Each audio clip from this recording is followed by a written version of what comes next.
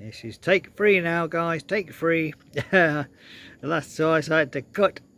The first time I was halfway through this story and I got a text message, and the screen went blank when I was filming. I thought maybe it's appeared on the film, but when I rerun it, it didn't. So I could have carried on regardless, but never mind. I was distracted anyway, so I'm going to start all over again. So, and the second time I was reading the complete wrong story. I was reading yesterday's story. So thank you for joining me in Storyteller's Corner, guys. By the way, this is Tuesday, terrific Tuesday, and thank you for joining me. And when I point this way, you know where we're going, guys. We're off to Topsy Tickle Town. So this one is concerning Richard the Ticklish Giant and Gigi. So let's see what's happening to them two in chapter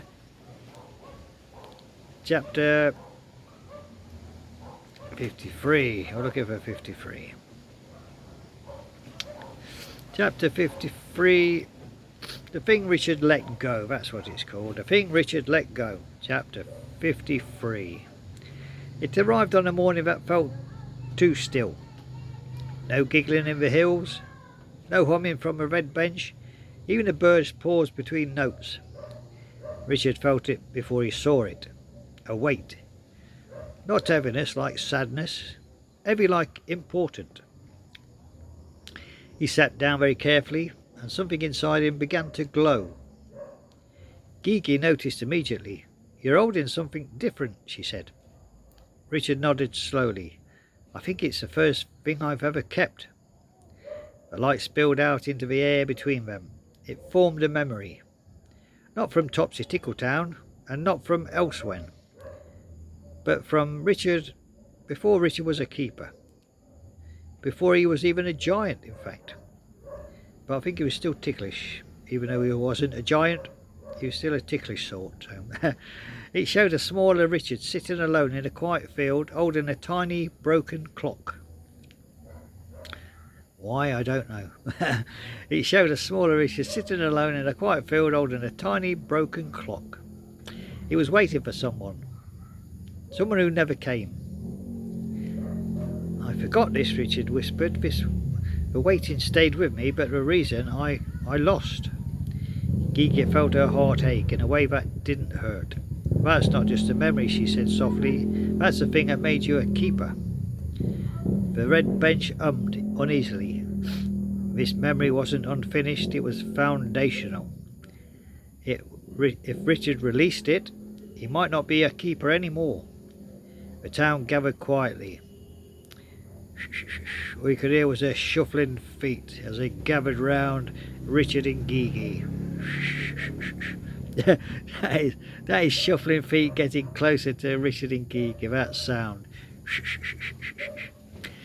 The town gathered quietly. Quiet shuffling. Nanny Noodlewig said nothing, but her knitting slowed.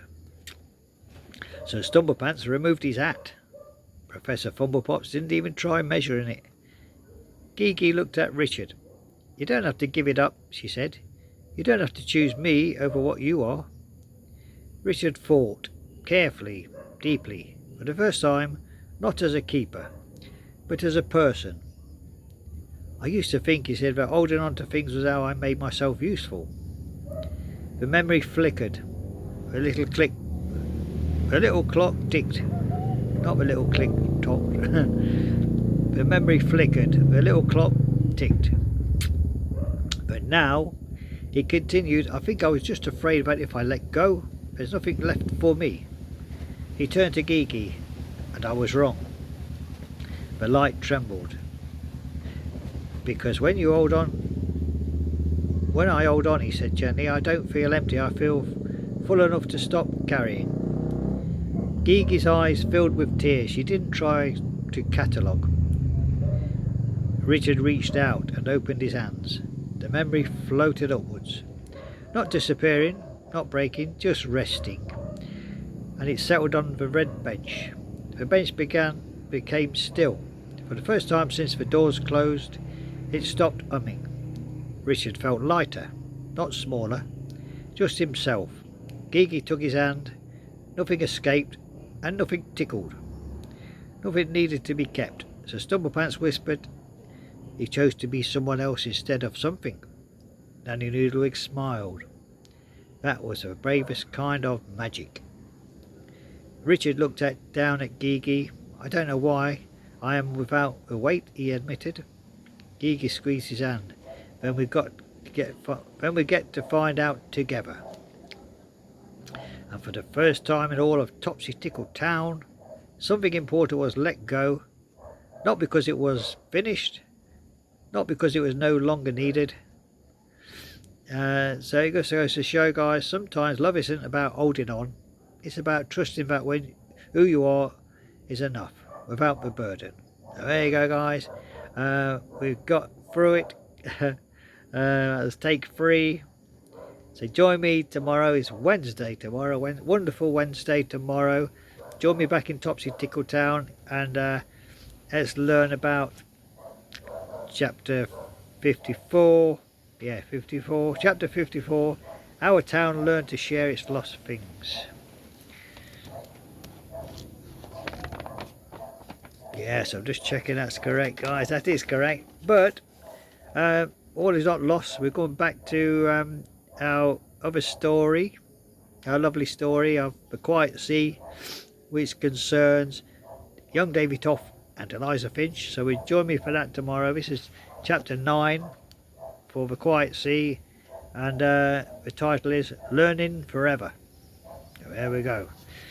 I think Davy's come to a full stop. He stopped roaming the seas, on the ice seas, and pirating and looking for buried treasure. I think he's found his treasure in Eliza Finch, so we'll see. Join me for that tomorrow morning, guys, on Wednesday, the 18th of February. But until then, guys, have a very lovely day. Thank you for joining me in Storyteller's Corner. I hope you enjoyed the story of Topsy Tickle Town, especially Richard, the ticklish giant, and Gigi with the curious bright eyes. Eyes as bright as buttons. So here you go, guys. Take care now, and have a very lovely evening or a lovely day wherever you are in the world. God bless us all, and thank you for joining me in Storyteller's Corner. Bye bye now.